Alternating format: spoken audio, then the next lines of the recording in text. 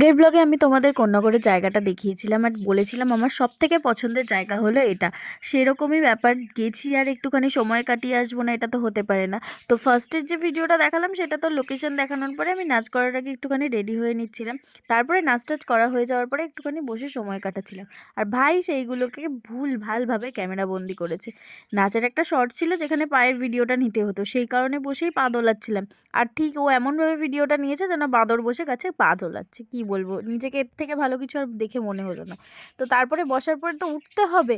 এবার ভয় পাচ্ছিলাম কোনো রকমে যদি ডিসব্যালেন্স হয়ে উল্টে দিকে পড়ে যাই তাহলে তো ব্যাস হয়ে গেল।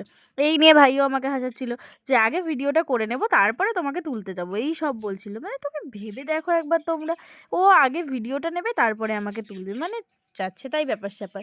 যাই হোক, তারপরে আমি যখন উঠে গেলাম তখন আমি বললাম দেখ আমি উঠে পড়েছি, সেই আনন্দে একটু নেচে নিলাম। নিয়ে তারপর বললাম না না বেশি পায়তারি করা যাবে না, সুন্দরভাবে